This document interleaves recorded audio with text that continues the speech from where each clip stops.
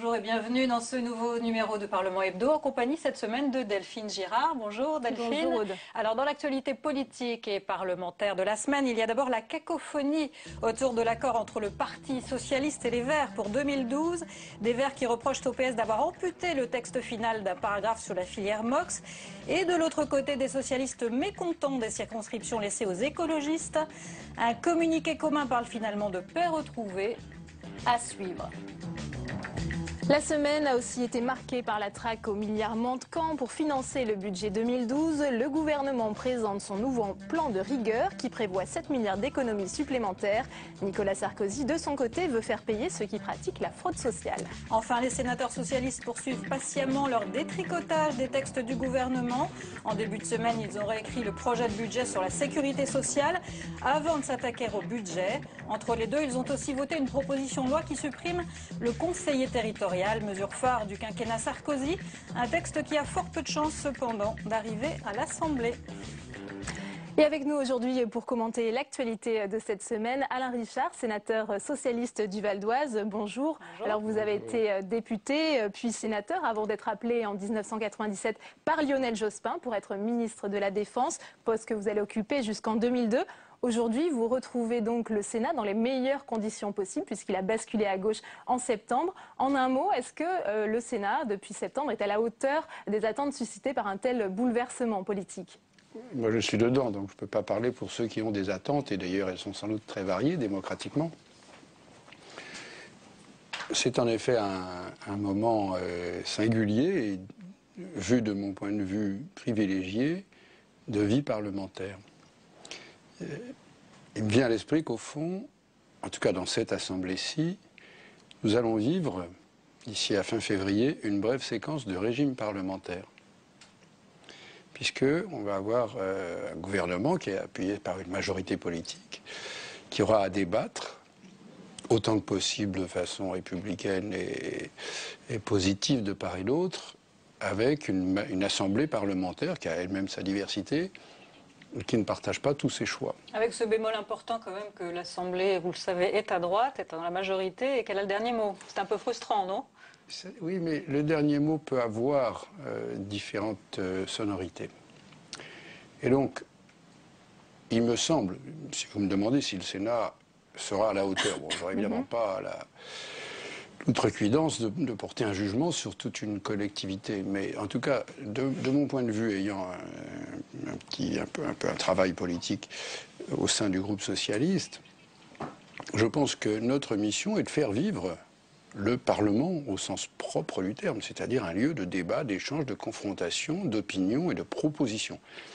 Et donc, pour ce qui est de la nouvelle majorité à laquelle j'ai une certaine fierté d'appartenir, quand même un épisode non banal de l'histoire parlementaire, notre défi, et on s'y applique un peu tous les jours, c'est lors de chaque débat, soit de textes à l'initiative du gouvernement, qui sont dans les navettes, soit de nos propres propositions, d'illustrer une alternative, d'autres choix, pas toujours à 180 degrés d'ailleurs, je vous en parlerai sur tel ou tel texte, mais de montrer que il n'y a pas d'un côté un gouvernement et une majorité de l'Assemblée qui serait omniscient, qui aurait réponse à tout et qui présenterait sur tout sujet la seule solution possible, et de l'autre côté l'opposition qui serait impuissante ou ignorante.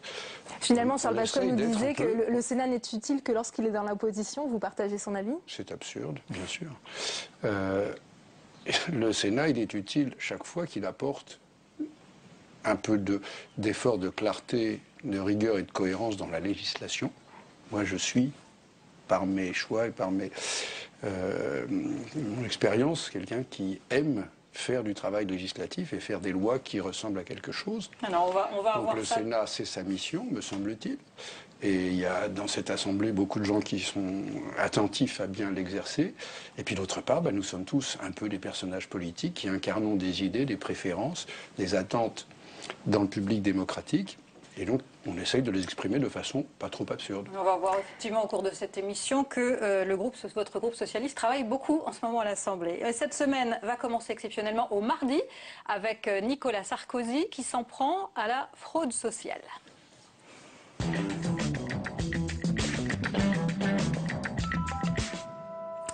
Pas assez d'argent dans les caisses, alors en ce mardi, Nicolas Sarkozy décide d'aller en chercher un peu dans la poche des fraudeurs. En déplacement à Bordeaux, le chef de l'État fait de la fraude sociale son cheval de bataille. Au passage, il annonce du nouveau pour les bénéficiaires du RSA. Explication de Marion Lacheguerre. La fraude sociale, elle s'annonce comme l'un des thèmes de campagne. Un sujet très populaire auprès des électeurs de droite. Nicolas Sarkozy s'en est saisi. Passage à l'offensive d'un président qui se pose en garant et protecteur du modèle social français. Celui qui perçoit des allocations familiales alors qu'il ne réside pas sur le territoire national. Comme celui qui invente un logement fictif ou loue un logement insalubre pour détourner des prestations, volent les Français. Je vous le dis, nous devons être sans indulgence contre les fraudeurs et contre les tricheurs. Les droits et les devoirs, c'est le slogan de la droite. Et d'ici la fin de l'année, dans une dizaine de départements, les bénéficiaires du RSA vont devoir travailler 7 heures par semaine. Nicolas Sarkozy l'a confirmé. Un haut conseil du financement de la protection sociale sera chargé d'élaborer des propositions pour combattre sans indulgence la fraude sociale. L'un des secteurs visés par la droite, c'est celui de la santé. À l'Assemblée, Xavier Bertrand l'affirme, la lutte contre les fraudes à l'assurance maladie est une priorité. La justice sociale, c'est bien évidemment de faire attention à ce que personne ne vole la sécurité sociale. Dans un rapport, Dominique Tian estimait la fraude sociale à 20 milliards d'euros.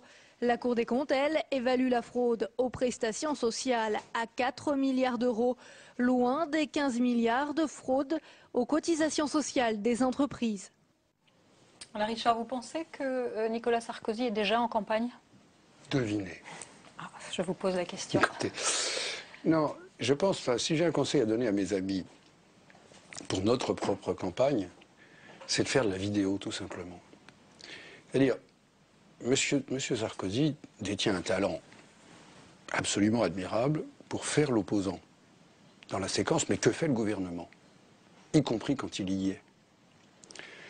Donc, je pense que nous serions un peu maladroits en disant la fraude sociale n'est pas un problème. Sur ce point-là, M. Sarkozy, quel que soit le vocabulaire qu'il emploie, dit quelque chose de vrai. Bon. Qui coûte 4 milliards d'euros environ. Non, mais alors après, c'est assez compliqué. Moi, je respecte le travail de la Cour des comptes parce qu'ils sont très méthodiques, mais il peut y avoir des controverses sur les montants. Bon. Mais c'est déjà moins, comment dire, moins satisfaisant intellectuellement si on voit que ça devient des arguments électoraux, que bon, c'est à destination médiatique, etc. Mais ce que je veux dire, c'est que nous pourrions faire quelque chose d'assez utile qui ne demanderait pas beaucoup de travail, qui est de reprendre des séquences de discours de M. Sarkozy, candidat, et il a été longtemps candidat, si vous vous souvenez, hein, et des séquences de ce qu'il dit maintenant. Et je pense que ça serait divertissant de voir qu'il dit exactement la même chose, en espérant de nouveau attirer... Comme si rien n'avait changé. En espérant de nouveau attirer la sympathie et l'intérêt des Français, en jouant sur simplement la perte de mémoire. Bon, c'est vrai qu'on n'est pas obligé d'avoir envie de mémoriser tout ce que M. Sarkozy a dit dans ses discours en 2005 ou en 2006, pour avoir envie d'occuper sa mémoire à autre chose. Mais ce que je veux dire, c'est que ce que nous voyons sous nos yeux, et on pourrait trouver 10 exemples de ça, c'est, bon sang, mais c'est bien sûr, il faut qu'on se donne des priorités. Bon. Étrange.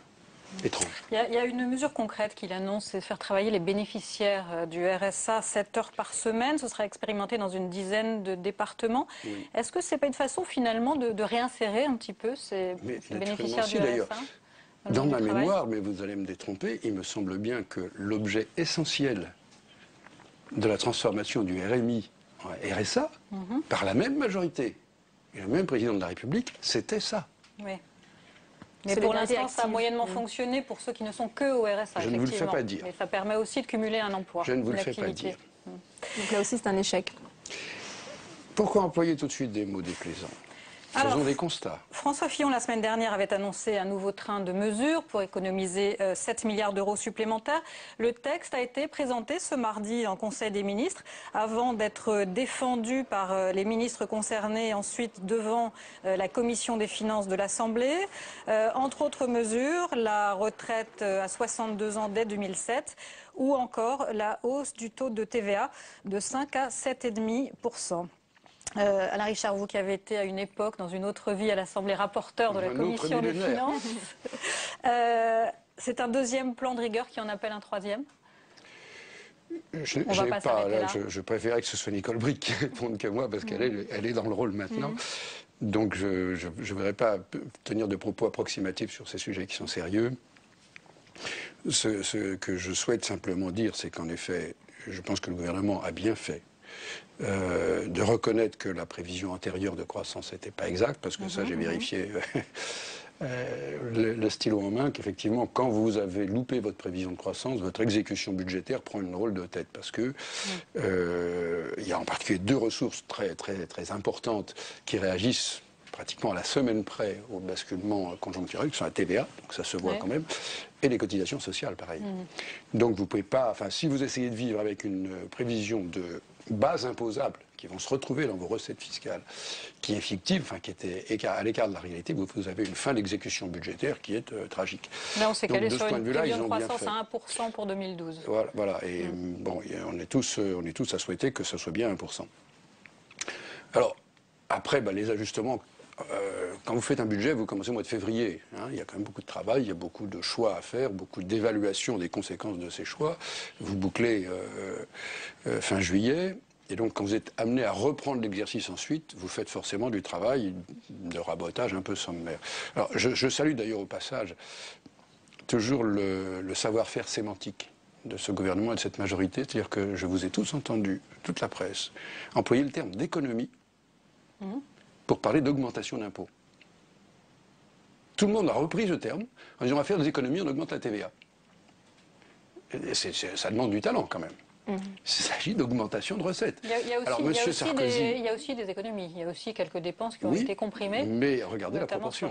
Or, le budget des ministères. J'ai entendu, enfin, j'ai peut-être été inattentif, mais j'ai entendu dans 95% des cas, tous les bulletins d'information, tous les plateaux, etc., tout le monde reprenait peut-être un tout petit déficit de distance critique, ce qui était dans les dossiers de presse en disant c'est des économies. Bon.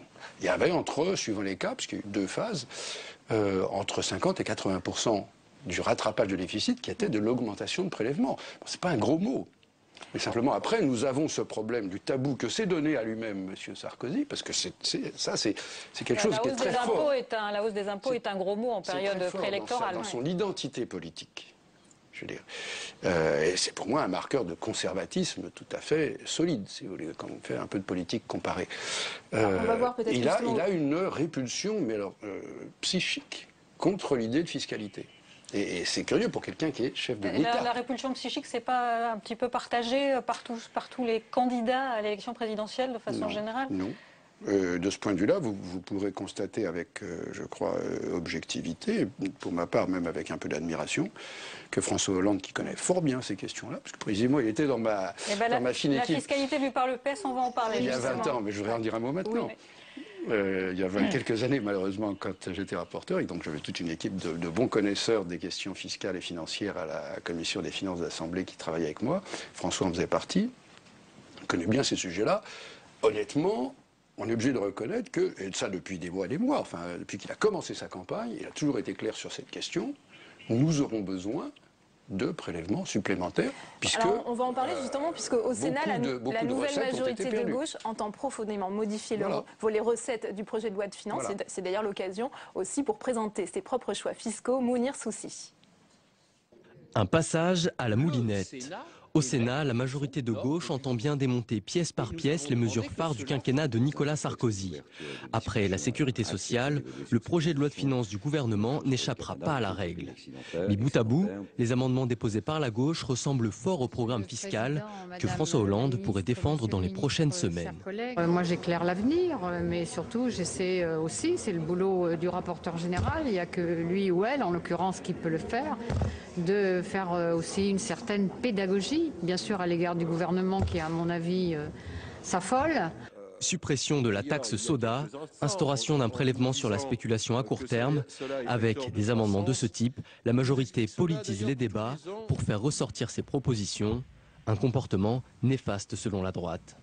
Je pense qu'il regarde trop dans le rétroviseur, c'est-à-dire qu'il s'efforce de recycler les débats que nous avons déjà eus. Mais ce n'est pas comme ça que la crédibilité de la démarche du candidat Hollande va se construire pour l'avenir. La gauche, maître du Sénat, fait de la Haute Assemblée son laboratoire pour 2012. La campagne présidentielle est déjà en marche au Palais du Luxembourg. Vous êtes d'accord avec cette dernière phrase? Le Sénat est devenu le laboratoire de la gauche? Oui, j'apprécie moins l'expression « la gauche maître du Sénat ». J'ai quand même le sentiment que depuis que cette majorité est en place, elle se comporte de façon démocratique. Je ne pense pas que ça ait donné lieu à contestation. En revanche, c'est vrai, et donc je n'emploierai pas, je rejoindrai pas le terme qui était dans votre sujet de démontage des projets du gouvernement ou de la droite, c'est simplement la présentation d'alternatives, comme je le disais tout à l'heure.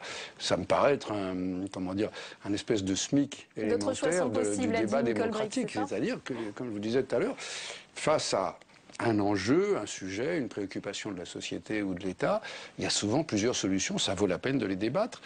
Donc, je mentirais si je disais que nous nous sentons prêts sur tout. J'ai un peu appris au cours de différents épisodes que la cohérence, la continuité et la crédibilité d'une action politique, ça demande pas mal de travail. Donc il y a sans doute encore des points à améliorer dans certaines des propositions que nous présentons. Alors, et de ce point de vue-là, le terme de laboratoire est bon, parce que nos opposants de la droite du Sénat, évidemment, commencent à éplucher les propositions que nous faisons, montrent éventuellement les faiblesses. Enfin, c'est un travail utile et d'ailleurs exercé dans un esprit très démocratique. Moi, je n'ai rien à dire en termes de climat et de qualité des rapports. Je pense que notre nouvelle minorité... C'est pas ce que dit Xavier Bertrand, hein. On Non, parle pas de qualité des rapports. Moi, j'essaye de m'exprimer avec correction, donc ça fait une différence avec ce monsieur. Et moi, je parle de nos opposants au sein de la droite sénatoriale, dont je salue le fair play et la volonté de faire du bon travail. On peut être différent, vous voyez, dans le monde politique. Et simplement, nous, ça nous oblige à perfectionner, à clarifier, éventuellement à recaler un certain nombre des propositions sur lesquelles on était déjà en réflexion. Donc on est dans une phase, en effet, de, d'achèvement de la cohérence de nos propositions pour gouverner dans 6 mois. Pour ceux qui n'ont pas suivi les débats à l'Assemblée, ils sont sûrement nombreux malheureusement, on peut juste rappeler quand même que sans surprise, vous allez chercher l'argent du côté des revenus du capital, du côté des revenus des plus aisés également. Vous remettez en cause le paquet TEPA, avec notamment l'exonération. Oui, là-dessus, je voudrais vous dire, parce que je pense... Faire attention. C'est normal qu'un débat politique soit polarisé, donc il y a des gens de gauche qui disent des choses et des gens de droite qui disent le contraire. Il y a aussi des sujets objectifs. Honnêtement, moi je connais beaucoup de gens de droite qui n'ont toujours pas compris pourquoi il y avait ce qu'il y a dans le paquet TEPA. C'est-à-dire que économiquement... Avec notamment l'exonération des cotisations sur les heures supplémentaires. Et économiquement, quel est le profit de cela ? Quand l'économie, ça a quand même un petit contenu scientifique. On peut vérifier des rapports entre les causes et les effets.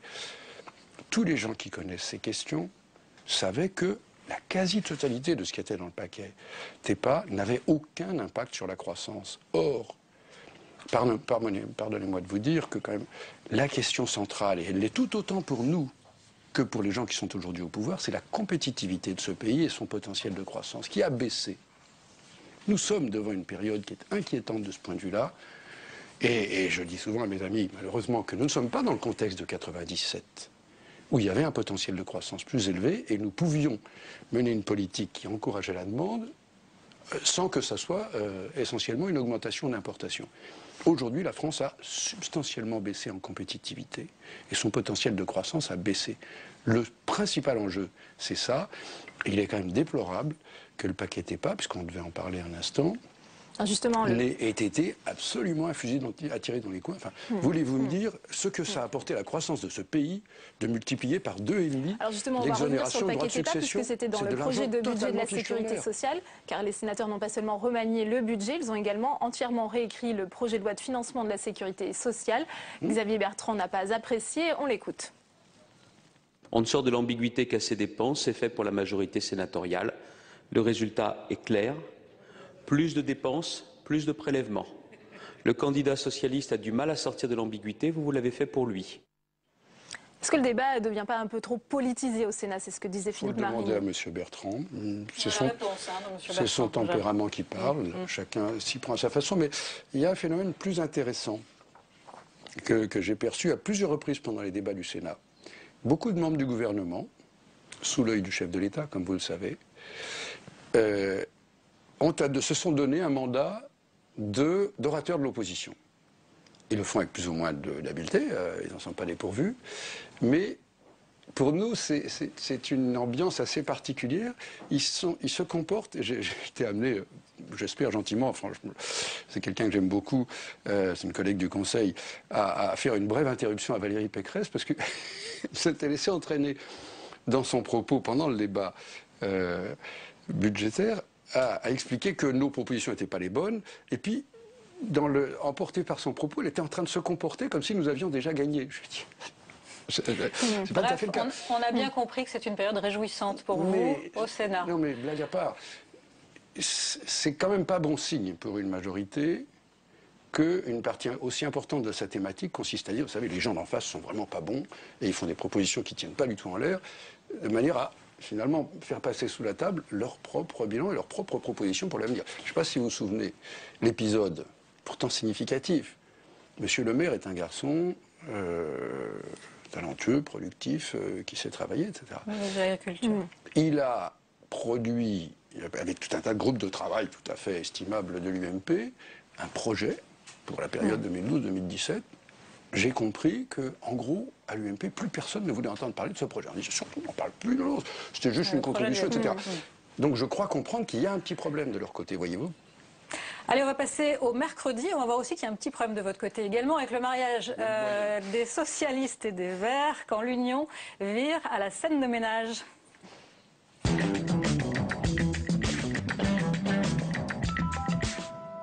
Ce devait être un accord à minima mais harmonieux. Mardi soir, les socialistes et les Verts se sont entendus sur un programme en vue de 2012, accord notamment sur le nucléaire ou sur le nombre de circonscriptions qui reviendront aux écologistes. Mais ce mercredi, l'union tourne au vinaigre. Les Verts s'aperçoivent que les socialistes ont enlevé un paragraphe dans le texte final. Explication de Jérémy Hartmann. Hier soir, le bureau national du PS devait marquer la fin du long feuilleton des négociations entre socialistes et écologistes.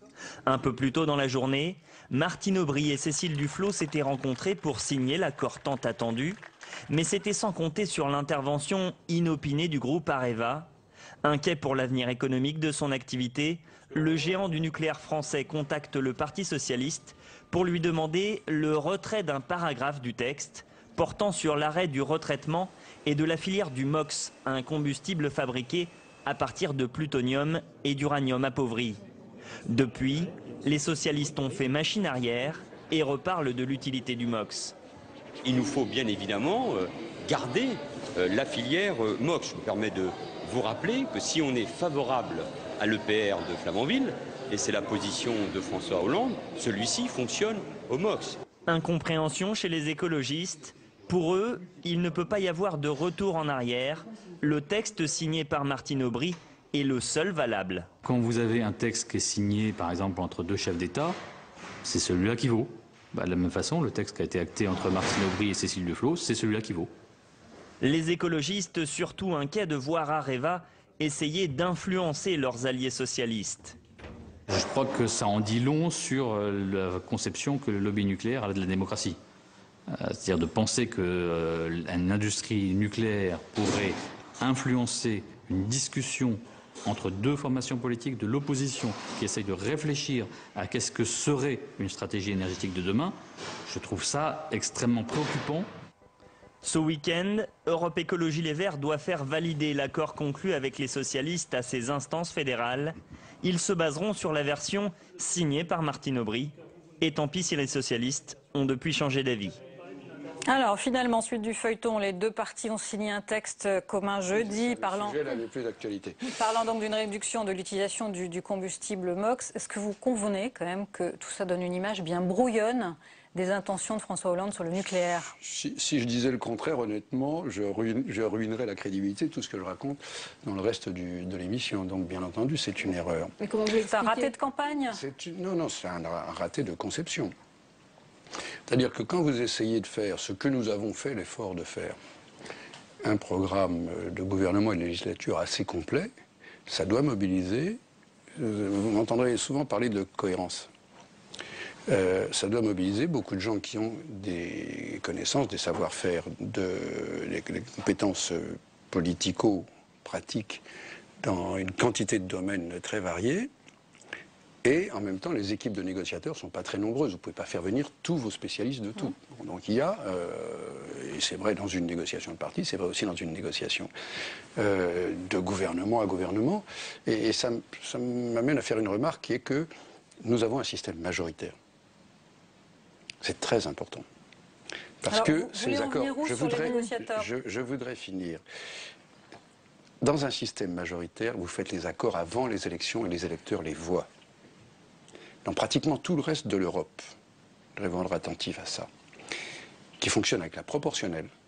Les partis se concurrencent, s'opposent souvent assez vertement et sont obligés, une fois élus, de faire des accords de coalition qu'ils négocient pendant 3, 4 ou 5 semaines, dans lesquelles tout doit être prévu. Nous le faisons avant et sous les yeux des électeurs avant qu'ils votent. Donc il vaut mieux le faire après? Non, c'est pas mon avis. Parce que, précisément, le reproche central que je fais à la proportionnelle, c'est qu'elle ne donne jamais aux chers électeurs eux-mêmes le droit de choisir une majorité et une coalition.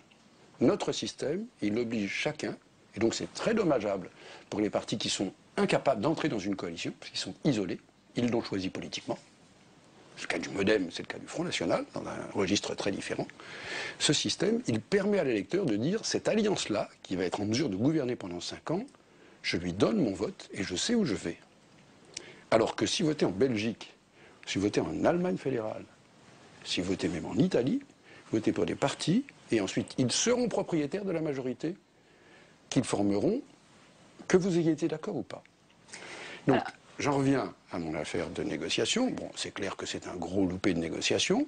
Je tire d'ailleurs mon chapeau à ceux qui l'ont réglé après, parce que je pense que ce qui est maintenant écrit dans le texte est cohérent et correspond à la réalité. C'est-à-dire qu'il n'y a pas de sortie du nucléaire. Il y a un recadrage de la part du nucléaire dans la production énergétique. Et donc, naturellement, la production de combustible, qui est en même temps, et c'est pour ça que c'est un sujet très vif avec Europe Écologie Les Verts, le MOX est en même temps un moyen de traiter en profondeur le problème des déchets, puisque c'est un recyclage de matières fissiles. Alors cette cacophonie a quand même provoqué les railleries de la majorité. Je vous propose d'écouter des réactions des ministres de la majorité. On se met à leur place. Accord inepte, qui probablement est une bonne nouvelle pour les Verts et pour Cécile Duflot, qui, si j'ai bien compris, a gagné une circonscription à Paris. Mais pour la France, pour son indépendance, pour le pouvoir d'achat des Français et pour l'industrie française, ce serait littéralement une pure catastrophe et une ineptie. Il peut y avoir un débat politique d'un côté et électoral d'un côté.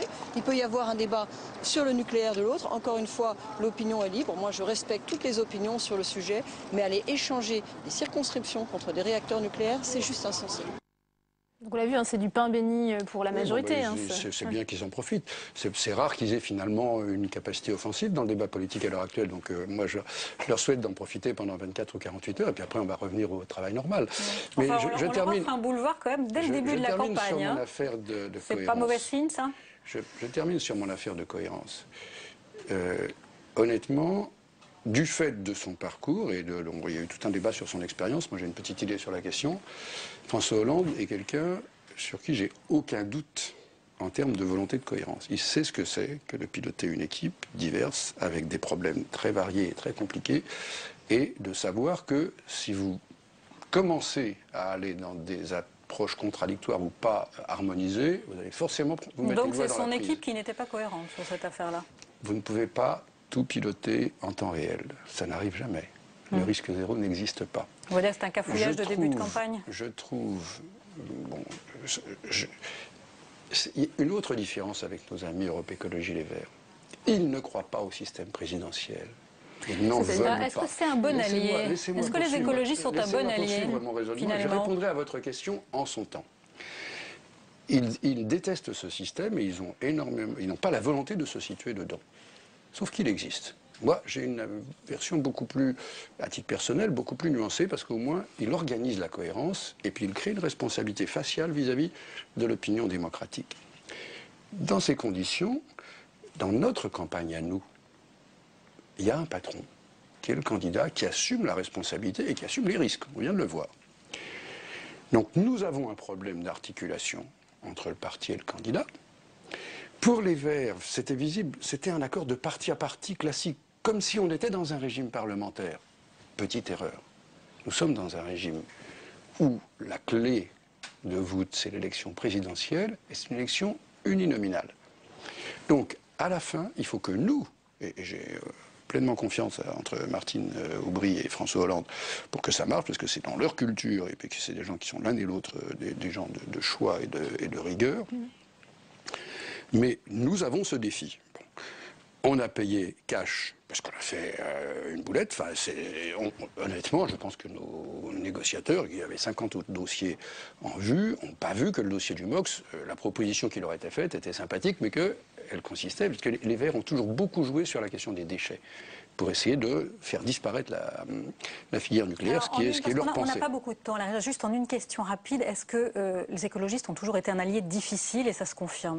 Tout allié est difficile, sinon ce serait un subordonné. Celui-là tout particulièrement, non? Non. Non, non. Vous êtes trop jeune pour avoir connu ça. C'est gentil. Mais il faut toujours dire ça. Avec le PC, nous avons vécu des moments aussi assez toniques, n'est-ce pas? Et après, c'est pour ça que moi je tiens autant au régime majoritaire. Tout le monde est sous l'œil du public. Vous voyez, M. Mélenchon, le chouchou de la presse de droite, c'est un allié pas facile non plus. Qui fait ce qu'il faut pour garder ce statut. Bien. Le PC d'aujourd'hui se dit, est-ce bien la façon intelligente de mener la campagne? Parce qu'ils savent qu'ils sont sous l'œil de tout l'électorat de gauche. Alors Alain Richard, on va continuer donc avec l'équipe de François Hollande, justement. Pierre Moscovici, directeur de campagne, a présenté l'équipe qui va accompagner le candidat dans sa campagne. Beaucoup de monde dans cette équipe où sont représentés tous les courants. C'est un sujet de Bérengère Dinglas. Comme prévu, c'est Pierre Moscovici qui sera le grand ordonnateur. Autour de lui, une équipe si nombreuse qu'elle a du mal à prendre place sur la scène de la Maison de l'Amérique latine. Et personne n'a été oublié, les fidèles de François Hollande comme Stéphane Le Foll, mais aussi les anciens adversaires des primaires. Il n'y aura pas de cacophonie. Au contraire, nous avons veillé à ce que tout le monde soit présent, à ce que tout soit articulé. Et cette fois-ci, les socialistes seront tous unis avec leurs amis radicaux autour de leur candidat. Pour 2012, pas question de renouveler les erreurs de la campagne de 2007 qui avait vu Ségolène Royal se passer du plein soutien de la direction du parti. La première secrétaire Martine Aubry est nommée conseiller politique. Elle sera en liaison permanente avec François Hollande. Moi je suis là pour veiller à ce que le parti se mette totalement au service du candidat. Le mot d'ordre se veut être le rassemblement, entendu dans toutes les bouches. Si l'équipe de campagne fait la part belle à tous les courants du parti et même aux radicaux, ni Ségolène Royal ni Arnaud Montebourg ne feront partie de l'organigramme. Manuel Valls est lui récompensé de son soutien rapide au candidat Hollande. Il prend les rênes du pôle communication.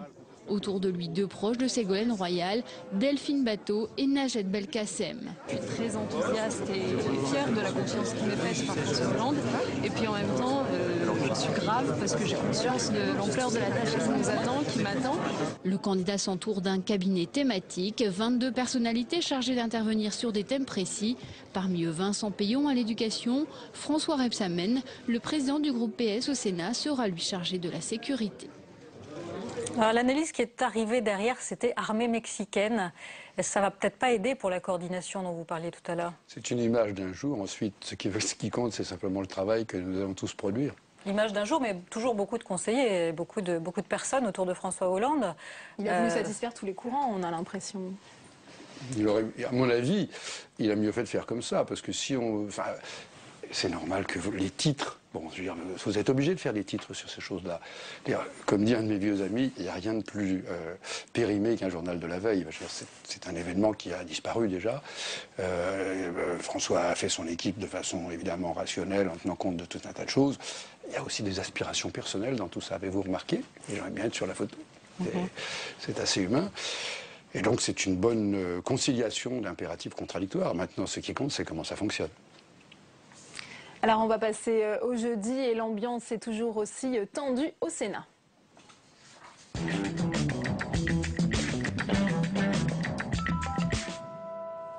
C'est à l'issue d'un débat animé et qui s'est achevé au petit matin que le Sénat a voté pour la suppression du conseiller territorial. Ce nouvel élu qui doit siéger à la fois au département et à la région. La gauche évoque un sursaut démocratique pour justifier son refus de la mesure phare de la réforme des collectivités qui doit entrer en vigueur en 2014. Aurélien Romano.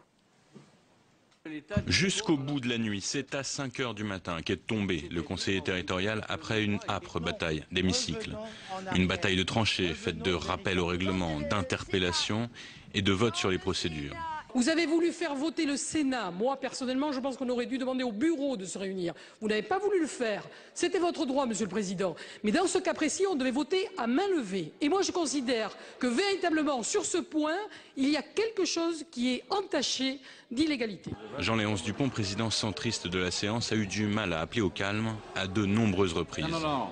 S'il vous plaît, mes chers collègues, essayons de rester les uns et les autres extrêmement sereins.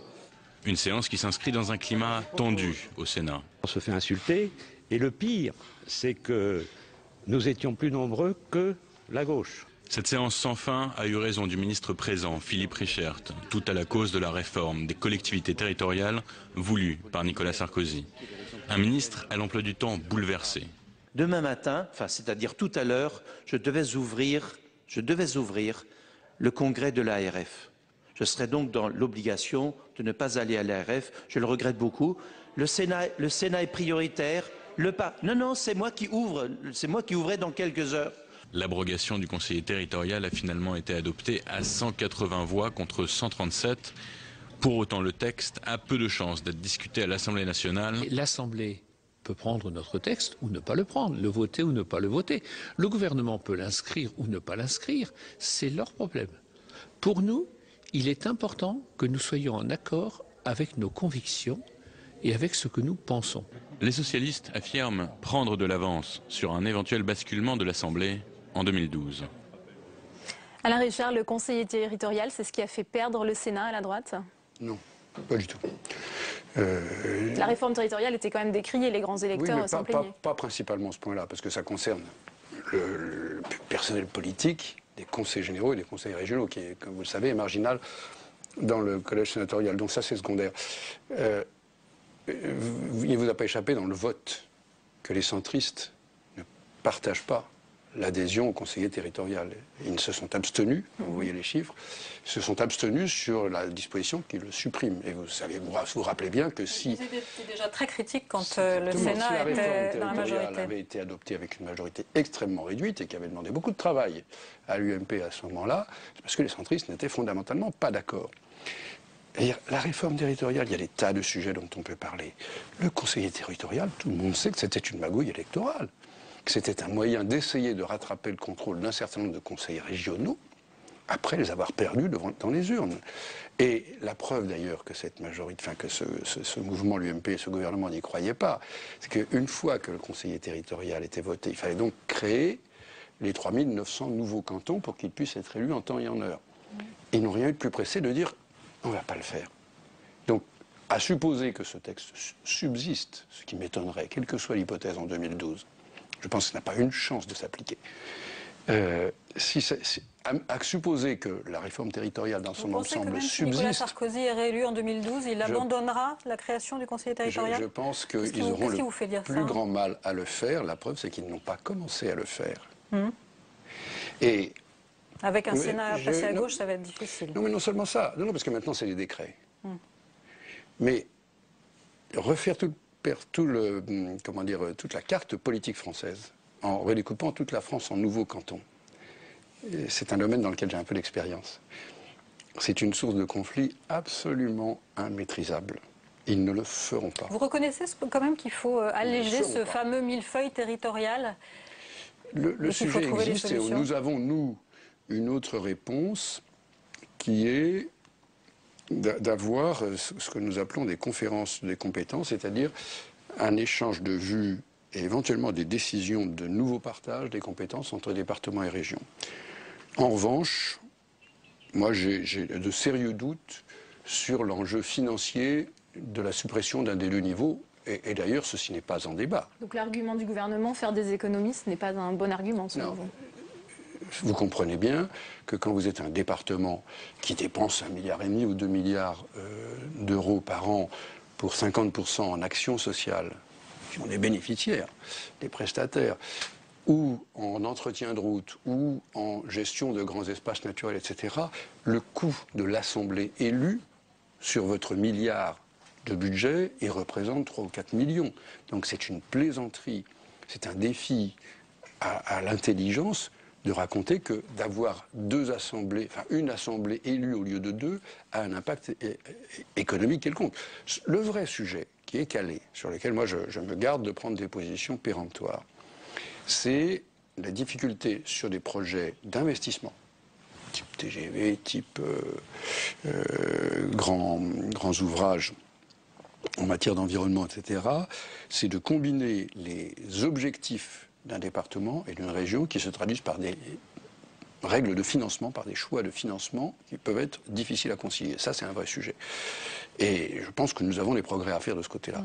En revanche, l'idée de dire comme ça, d'une pichenette, on va supprimer une des deux assemblées, enfin une des deux institutions, personne ne la défend. Personne ne la défend. Et d'avoir une seule assemblée pour les deux est une fausse bonne idée, et elle n'a été inspirée que par une On maladie n'a plus électorale. beaucoup de temps. On va terminer avec du cinéma et la sortie cette semaine du film L'Ordre et la Morale, qui relate l'histoire de la prise d'otages et de l'assaut de la grotte d'Ouvéa en Nouvelle-Calédonie. C'était en 88, à 2 jours de l'élection présidentielle. François Mitterrand était président, Jacques Chirac Premier ministre. L'assaut a fait 21 morts. Simon Barbary.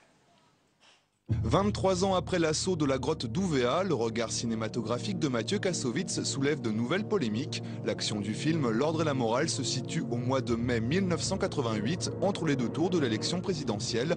En Nouvelle-Calédonie, une gendarmerie est attaquée par des indépendantistes kanaks. 3 gendarmes sont tués, une trentaine sont pris en otage et détenus dans la grotte d'Ouvéa. Des négociations s'engagent, mais une semaine plus tard, l'assaut est lancé par les militaires. Le bilan est lourd, 2 militaires sont tués et 19 indépendantistes, dont certains après la libération des otages. Vous savez très bien que notre pays se trouve dans une situation d'exception. Que la cohabitation entre un gouvernement de droite et un président de gauche qui lui est hostile oblige à trancher en dehors des procédures habituelles. Il y a plus d'une semaine que la prise d'otage a commencé. Le second tour des élections est dans quelques jours seulement.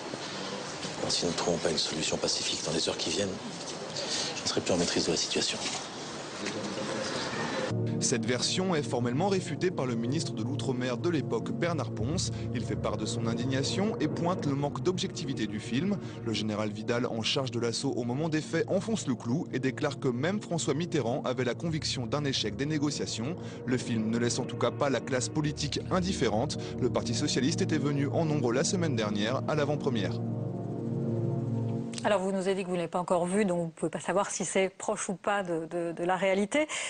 C'était 10 ans. La réalité, je suppose, j'ai un tout petit peu d'expérience de l'exercice des fonctions d'État. Dans un cas comme ça, il n'y a sans doute pas beaucoup de gens qui connaissent toute la réalité. De ce qui s'est passé au moment de l'assaut. Vous avez quand même des personnels opérationnels, des chefs d'opération, qui sont à peu près les seuls à savoir l'intégralité de ce qui s'est passé. Alain Richard, c'est la fin de cette Merci émission. Merci beaucoup d'avoir été avec nous et nous nous retrouvons quant à nous la semaine prochaine. Même lieu, même heure.